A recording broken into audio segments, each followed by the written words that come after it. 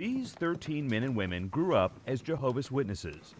How many of you are telling your story for the first time on television? I feel honored to be in this room with all of these survivors. Now all adults and living in different cities, we brought them together in California for the largest television group interview of its kind. How many of you have thought about harming yourself? Oh my. None of us had to be, it could have been, I could have had a different life. This organization is a culture that doesn't protect our children. It's dangerous. It's very, very dangerous. More than 1 million followers of the religion hand out literature or have gone door to door trying to convince more people of an approaching apocalypse and that in the resurrection, only true believers will be saved by Jehovah, their name for God. In a statement to the National Investigative Unit and in literature from May published online, the Jehovah's Witnesses call child abuse an especially repugnant, wicked deed and say elders endeavor to comply with laws requiring allegations of child abuse be reported to authorities. But our investigation found that is not always true. Avoiding the police, followers, elders, memos, and hundreds of pages of court transcripts reveal was the expectation from the very top of the organization, now headquartered here about an hour north of New York City.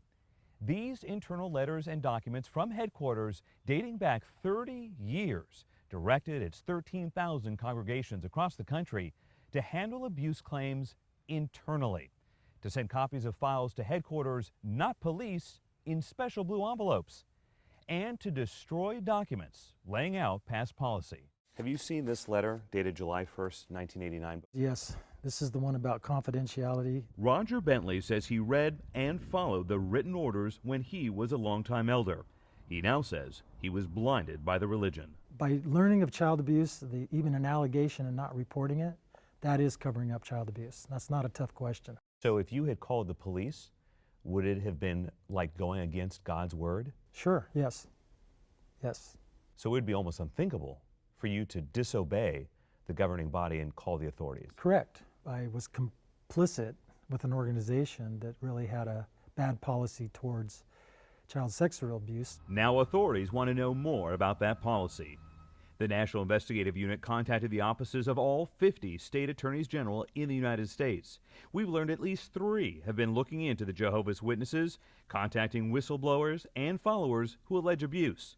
In Delaware, which reached a settlement with a congregation in the city of Laurel to pay more than $19,000 and take a Stewards of Children training program after its elders failed to report alleged child abuse to authorities in violation of the state's mandatory reporter law. The congregation did not admit liability in that settlement.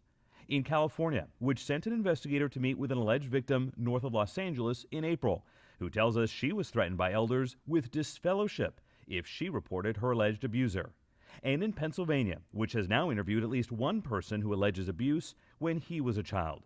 Those interviews could be the precursor to opening a formal investigation or grand jury probe.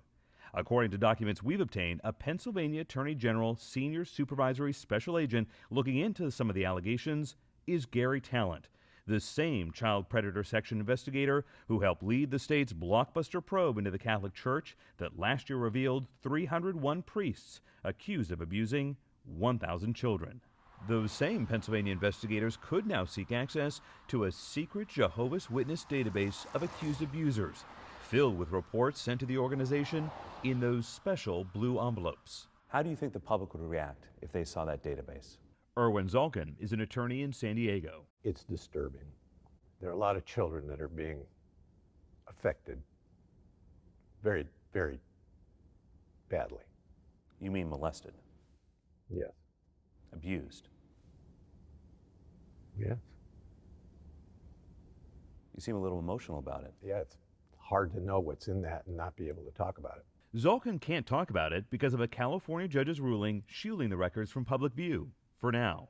Zalkin's firm, which has also represented Catholic abuse victims, got a decade's worth of documents after a years-long legal battle.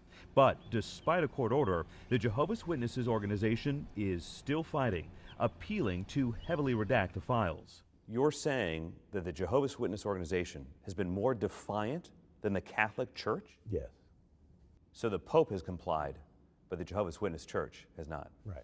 Zolkin's team, which is believed to represent the largest number of alleged Jehovah's Witness abuse victims of any firm in the country, about 3 dozen, is now asking a judge to sanction the organization for the delays. Lawmakers aren't waiting. In California, a bill passed by the Senate would strip away clergy penitent privilege, requiring religious leaders of all faiths to report alleged child sex abuse. 12 states have such a requirement, leaving 38 states with less protection for victims. This exemption has caused a lot of abuse of children. We need to stop it. State Senator Jerry Hill is the bill's sponsor. What we want to do is protect children, and that's what this bill does. How many of you support this type of a bill? Everyone. For the 13 former Jehovah's Witnesses we interviewed, their pain has now become a warning. It makes me sick thinking of all the children that are still in there every single day. Because of the abuse here, I choose to make poor decisions in life. We need to protect our children. We have an obligation to our children. In Sacramento, California, I'm Chief National Investigative Correspondent Mark Albert.